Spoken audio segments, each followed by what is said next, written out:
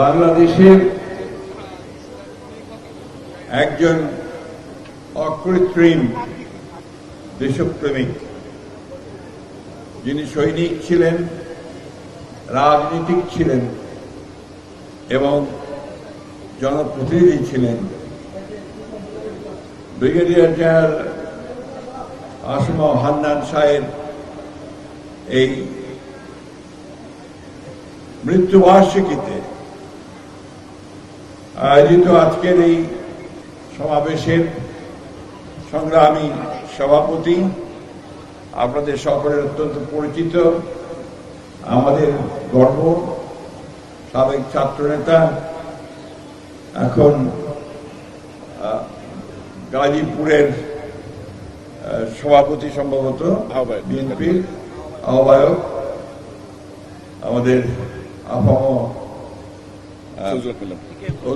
মিলন সাহেব আজকে আমাদের সঙ্গে কেন উপস্থিত আছেন, সেই অকুতভয় সৈনিক ব্রিগেডিয়ার জেনারেল হান্নান সাহেবের অত্যন্ত যোগ্য পুত্র, আপনাদের সকলের অত্যন্ত আদরের সন্তান, যিনি সুখে দুঃখে কষ্টে আপনাদের পাশে দাঁড়িয়েছেন সবসময়, আমাদের রিয়াজুল হান্নান, আমাদের কেন্দ্রীয় নেতৃবৃন্দ, জেলার নেতৃবৃন্দ, উপজেলার নেতৃবৃন্দ, প্রিয় ভাইয়েরা এবং আমার পাশে দাঁড়ানো মা ও বোনেরা, এদিকে আমাদের ছেলেরা, আসসালামু আলাইকুম ওয়া রাহমাতুল্লাহি ওয়া বারাকাতুহু। প্রিয় বন্ধুগণ, আমি ব্রিগেডিয়ার জেনারেল হান্নান শাহ সাহেবের প্রতিটি মৃত্যুবার্ষিকীতে আমি কাপাসিয়ায় আসার চেষ্টা করি। আমাকে হান্না যদি আজ যখন বলে আমি রাজি হই, আসতে চাই জন্যে যে তাকে আমি বিশেষভাবে শ্রদ্ধা করতাম। আমাদের দল যখন সবচেয়ে বড় কঠিন সময়গুলো পার করছিল, সেই সময়গুলোতে যিনি অকুত ভয়ে সামনে এসে দাঁড়িয়ে দলকে তুলে ধরেছিলেন সামনের দিকে, দলের কথা, আমাদের নেত্রীর কথা, আমাদের নেতার কথা যিনি অকুত ভয় উচ্চারণ করেছিলেন বাংলাদেশের মানুষের সামনে, তখন সেই নেতা বারবার জেলে গেছেন এবং একবার আমার সুযোগ হয়েছিল তার সঙ্গে একসাথে জেলে যাওয়া। সে একসাথে জেলে আমরা ঢাকা জেল থেকে কাশিমপুর জেলে এসেছিলাম। আমি দেখেছি সেই সময়ে যে তিনি কি রকম একজন দেশপ্রেমিক, কেমন একজন বিএনপি প্রেমিক এবং মানুষকে ভালোবাসার মানুষ ছিলেন। তার সম্পর্কে দীর্ঘ আলোচনা করা যায়, দীর্ঘ আলাপ করা যায়, তার গুণের কথাগুলো কোনদিন বলে শেষ করা যাবে না। তিনি জাতীয় নেতা ছিলেন, তিনি ব্যক্তিগত স্বার্থকে কখনো বড় করে দেখেননি। তিনি সবসময় দলকে, আমাদের নেতা জিয়াউর রহমান সাহেবকে, আমাদের নেত্রী দেশনেত্রী বেগম খালেদা জিয়া, আমাদের তরুণ নেতা তারেক রহমান সাহেবকে সবসময় সামনে রেখে রাজনীতি করেছেন। বন্ধুগণ, আজকের এই সমাবেশে আমরা তার আত্মার মাগফিরাত চাইব, পরম করুণাময় আল্লাহ তাআলার কাছে এই দোয়া চাইব যে আল্লাহ তাআলা তাকে যেন বেহেশতের সর্বশ্রেষ্ঠ স্থানে তাকে স্থান দেন। আমরা চাইব যে তার সন্তানকে, যে আজকে আপনাদের সামনে তারই প্রতিনিধি হিসেবে দাঁড়িয়েছে, আমাদের রিয়াজকে তিনি যেন কবুল করে নেন এবং তাকে যেন সেই জায়গায় স্থাপন করেন। প্রিয় বন্ধুগণ, আজকে এমন এক সময়ে আমি আপনাদের সামনে সেখানে কথা বলছি যখন বাংলাদেশে 1 বছর আগে একটা ভয়াবহ দানবীয় শক্তি জনগণ, ছাত্র জনতার উত্তাল আন্দোলনের মধ্য দিয়ে দেশ ছেড়ে পালিয়ে যেতে বাধ্য হয়েছে, তাই না? দেশটা মুক্ত হয়েছে মনে হয় না যে আমরা একটা স্বাধীন দেশে আছি, মনে হয়। কারণ তার আগে প্রতিটি মুহূর্তে আমাদের মনে হতো যে আমাদেরকে শিকল পরিয়ে রাখা হয়েছে, রাত্রে আমরা ভালো করে ঘুমোতে পারতাম না, পালিয়ে বেড়াতে হতো, অসংখ্য মামলায় জর্জরিত আমার এই ভাইয়েরা অনেকেই রাতে ঘুমাতে পারত না। আমাদের ছেলেরা পালিয়ে পালিয়ে বেড়াত, মামলা মোকদ্দমা জেলে যাওয়া নিত্য নৈমিত্তিক ব্যাপার হয়ে দাঁড়িয়েছিল। আমাদের মা বোনেরা কেউ নিরাপদ ছিল না। বন্ধুগণ, এই অবস্থা থেকে আমরা বেরিয়ে এসেছি। আমাদের অন্তত একটা নিঃশ্বাস ফেলার সময় হয়েছে, দম করে নিঃশ্বাস নিতে পারছি, তাই না? আমরা সবাই মিলে, ছাত্ররা, আমরা জনতা, রাজনৈতিক দলগুলো সবাই মিলে আমরা একটা অন্তর্বর্তীকালীন সরকার গঠন করছি প্রফেসর ইউনূসের নেতৃত্বে, তাই না? প্রফেসর ইউনূস আমাদের কাছে একজন নিঃসন্দেহে অত্যন্ত শ্রদ্ধার। তিনি নোবেল পুরস্কার পেয়েছেন, বাংলাদেশের মানুষের মুখ উজ্জ্বল করেছেন, পৃথিবীর সমস্ত দেশের নেতারা তাকে সম্মান করে, মানুষেরা সম্মান করে। আমরা সেই জন্যই তাকে দায়িত্ব দিয়েছি যে তিনি সম্পূর্ণ নিরপেক্ষ থেকে একটা নিরপেক্ষ উপদেষ্টা মন্ডলী তৈরি করে বাংলাদেশে একটা সকলের কাছে গ্রহণযোগ্য একটা নিরপেক্ষ নির্বাচন করবেন। সেই নির্বাচনে আমরা একটা নতুন পার্লামেন্ট, জনগণের প্রতিনিধি যেখানে থাকবেন, সেই পার্লামেন্ট একটা সরকার পাবো, তাই তো নাকি? চেষ্টা করছেন এবং দেশে যে সমস্যাগুলো ছিল, আইন শৃঙ্খলা একেবারে ধ্বংস করে দিয়েছিল আওয়ামী লীগের সরকার, ফ্যাসিস্ট সরকার, সেটাকে ঠিক করে আনার চেষ্টা করছেন। যে অর্থনীতিকে ধ্বংস করে দিয়েছিল সেটাকে ঠিক করার চেষ্টা করছেন। ব্যাংকগুলো লুট করে সাফ করে দিয়ে, বিদেশে পাচার করে দিয়ে, বাড়ি ঘর তৈরি করে কিনে বাংলাদেশকে ঠুটো জগন্নাথ করে দিয়েছিল, সেই জায়গাটাও ঠিক করে নিয়ে আসার চেষ্টা তারা করছেন। তারা চেষ্টা করছেন একটা শান্তিপূর্ণভাবে নির্বাচনের ভাবে কিভাবে করা যায়। সেই জন্য বাংলাদেশের মানুষের দাবি অনুযায়ী কাঠামো, অর্থাৎ আপনার সংস্কার করার কিছু কাজ তিনি করেছেন। 6টা সংস্কার কমিশন করেছিলেন। সেই 6টা সংস্কার কমিশন তারা আলোচনা, রাজনৈতিক দলগুলোর সাথে আলোচনা করে কতগুলো প্রস্তাব দিয়েছিল। সেই প্রস্তাবগুলোর উপর দীর্ঘ 6 মাস 7 মাস আলোচনা হয়েছে। আমরা, আপনাদের মনে আছে নিশ্চয়ই যারা বিএনপি করেন, 2016 সালে দেশনেত্রী বেগম খালেদা জিয়া তিনি বাংলাদেশের এই রাষ্ট্র কাঠামোকে পরিবর্তন করার জন্য, কারণ তিনিও বুঝেছিলেন কাঠামো যদি এটা থাকে তাহলে দেশের উন্নয়ন হবে না, গণতন্ত্র বিকশিত হতে পারবে না। সেই কারণে তিনি তখন ভিশন 2030 দিয়েছিলেন, মনে আছে আপনাদের? ঠিক একইভাবে আমাদের নেতা তারেক রহমান সাহেব, তিনি যখন দায়িত্ব পেলেন, দায়িত্ব পাওয়ার পরে তিনি বিভিন্নভাবে বিভিন্ন রাজনৈতিক দলগুলোর সঙ্গে কথা বলে, বিশেষজ্ঞদের সঙ্গে কথা বলে তিনি 31 দফা কর্মসূচি দিয়েছেন, তাই না? জানেন তো আপনারা নাকি? 31 দফা কর্মসূচি আপনাদের কাছে পৌঁছায় নেই ভাই? পৌঁছেছে। সেটাও ছিল এই পরিবর্তন, সংস্কার, মূল কথাগুলো। আজকে সরকারের দিক থেকে যে সংস্কারের কথাগুলো এসছে তার সবগুলো আমাদের ওই 31 দফার মধ্যে আছে। ওই সবগুলোর মধ্যে দিয়ে আমরা কিন্তু একমত হয়েছি। তারা আজকে আর কিছু লোকজন আছেন, কিছু রাজনৈতিক দল আছে যারা শুধু সমালোচনার জন্য মিথ্যা প্রচারণা করে। আর আপনাদের যে ওই একটা ইউটিউব আছে না, সারাক্ষণ আপনার মোবাইলের মধ্যে দেখতে থাকেন, সবাই দেখেন, প্রত্যেকের হাতে আছে, অনেকে কথা বাদ দিয়ে ওটাও দেখেন, ঠিক কিনা? ওর মধ্যে সবসময় কয়েকটা মিথ্যা প্রচারণা করা হয়। তার মধ্যে একটা প্রচারণা করে যে বিএনপি সংস্কার মানে না, পারে না।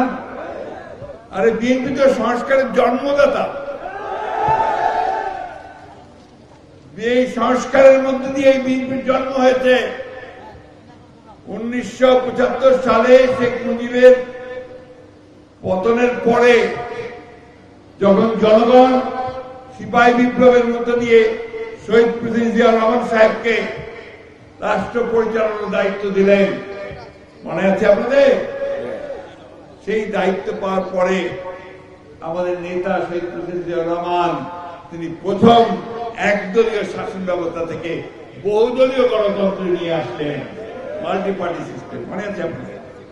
তখন নির্বাচন হয়েছিল, সমস্ত দলগুলো নির্বাচনে অংশ নিয়েছিল, তাই না? এবং সেই নির্বাচনে বিএনপি জয়লাভ করেছিল, বিএনপি গঠন করেছিলেন তিনি। এরপরে সংবাদ মাধ্যমকে তিনি মুক্ত করে দিয়েছিলেন। এই যে এতগুলো মিডিয়া দেখছেন, এটা শুরু তো করেছিলেন শহীদ প্রেসিডেন্ট জিয়াউর রহমান।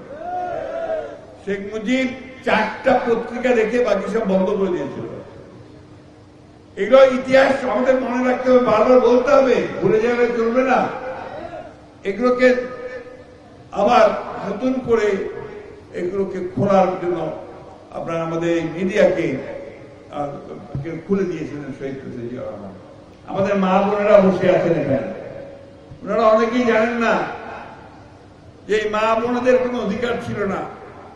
এই অধিকারগুলো ফিরিয়ে দিয়েছিলেন শহীদ প্রেসিডেন্ট জিয়াউর রহমান। তার আমলেই মহিলাদের চাকরির ব্যবস্থা হয়েছিল, মহিলাদের জন্য একটা আলাদা মন্ত্রণালয় তৈরি করা হয়েছিল তাদের উন্নয়নের জন্য, এবং মহিলা সংস্থা গঠন করা হয়েছিল। দেশনেত্রী বেগম খালেদা জিয়া তিনি সেই যে আপনার প্রেসিডেন্সিয়াল ফর্ম অফ গভর্নমেন্ট, সেখান থেকে তিনি পার্লামেন্টারি ফর্ম অফ গভর্নমেন্টে নিয়ে এসেছিলেন। আজকে একটা দল একমাত্র ধর্মের দাবিদার, ইসলাম ধর্মের দাবিদার বলে দাবি করে, তাই না? আরে সংবিধানে প্রথম বিসমিল্লাহির রহমানির রহিম সংযোজন করেছিলেন শহীদ প্রেসিডেন্ট জিয়াউর রহমান।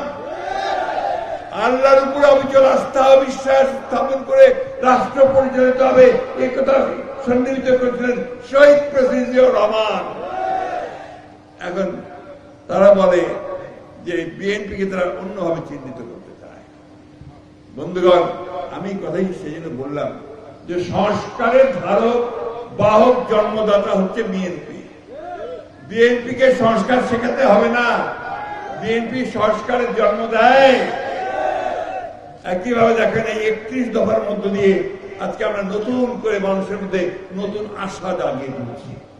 তারেক রহমান সাহেব তরুণদের জন্য, যুবকদের জন্য, মহিলাদের জন্য ওই 31 দফার মধ্যে এমন কতগুলো বিষয় নিয়ে এসছেন যা বাংলাদেশের ভাগ্য পরিবর্তন করে দেবে। আজকে আমরা কেউ কি জানি যে আমাদের এই যে তরুণ ছেলেরা বেশিরভাগ বেকার, তাই না? চাকরি নাই, বাকরি নাই, ব্যবসা বাণিজ্যের সুযোগ নাই, তাই না?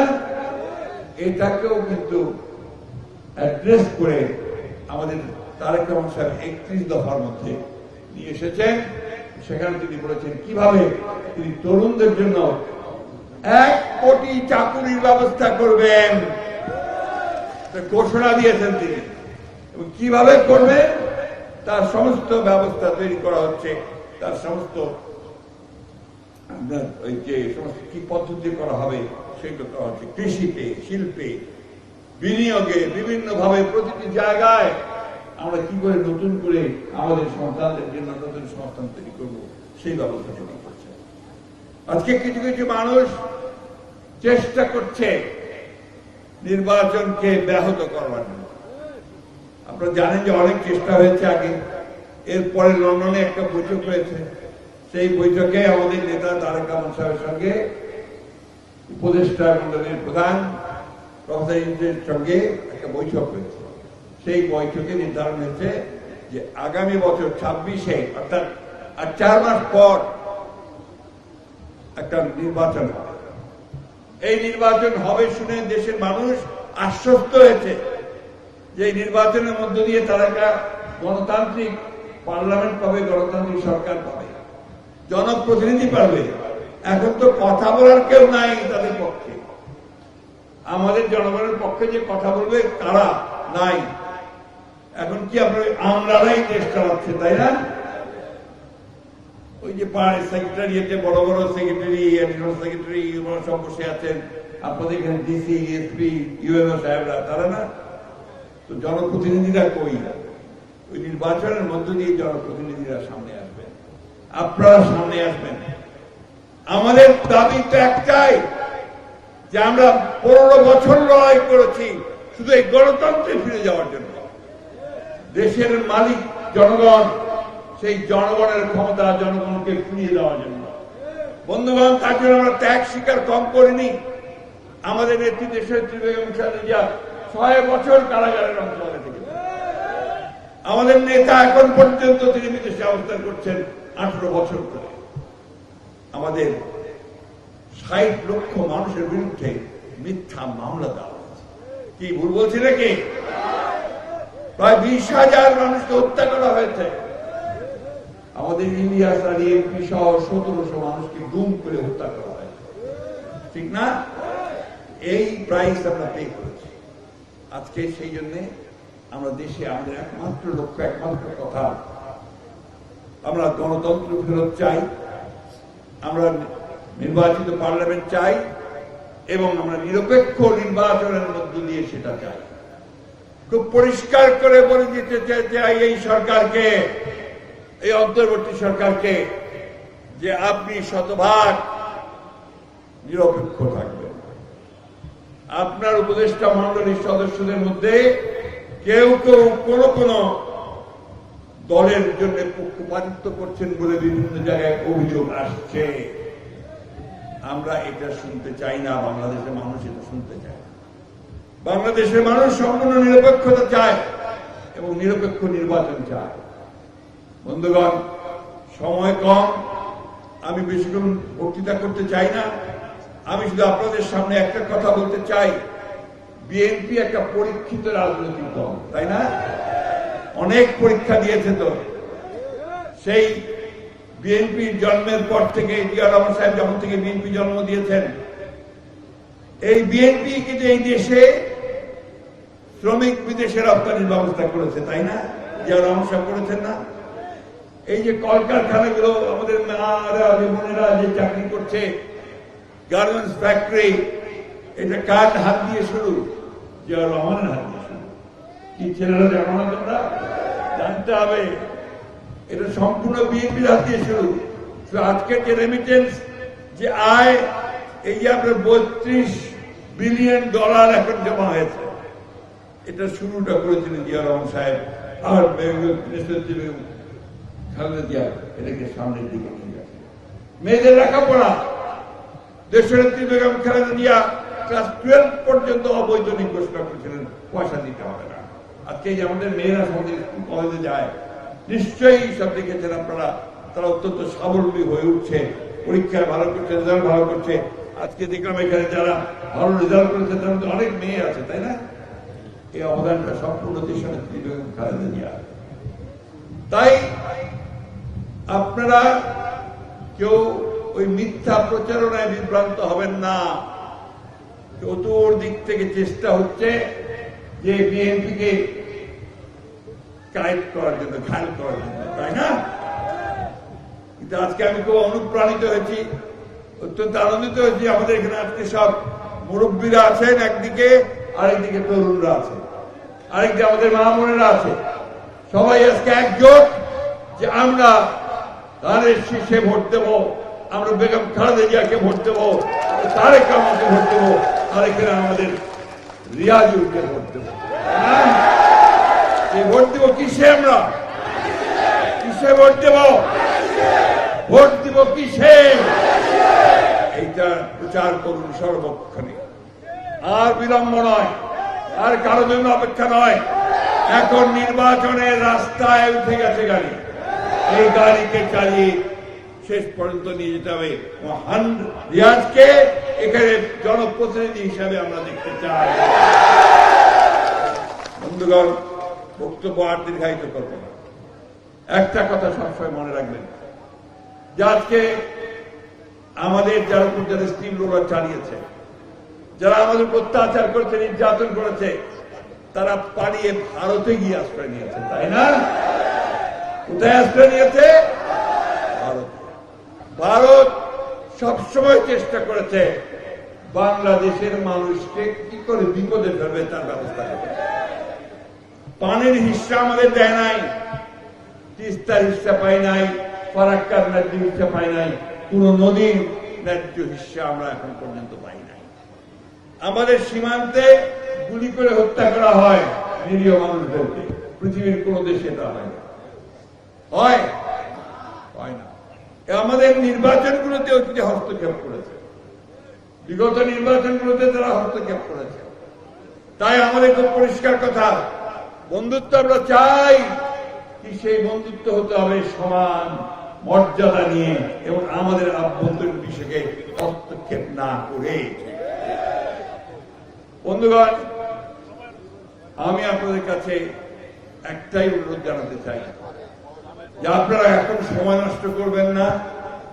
যারা বিএনপির ভালো চান, বিএনপির অঙ্গ সংগঠন, বিএনপি মা বোনেরা, আপনারা সবাই নেমে পড়েন, নির্বাচনে নেমে পড়েন, ধানের শীর্ষে নির্বাচন করতে নেমে পড়েন এবং তাদেরকে পরাজিত করেন যারা বাংলাদেশকে বারবার ভুল পথে পরাজিত করেছে, যারা পরিচালিত করেছে, যারা বাংলাদেশের সর্বনাশ করেছে, তাদের সেই কোনোদিনও যেন তারা ক্ষমতায় আসতে না পারে তার জন্য আপনারা ব্যবস্থা গ্রহণ করছেন। এই কথা বলে আবার আমি আপনাদের ব্রিগেডিয়ার হান্নান সাহেব আত্মার মাগফিরাত কামনা করে এবং আমাদের রিয়াজুলের কে এখানে যেন সাফল্য পায়, আবারও তাকে সামনে আমি আপনাদেরকে দলের পক্ষ থেকে আপনাদের হাতে আমরা তুলে দিচ্ছি। ঠিক আছে,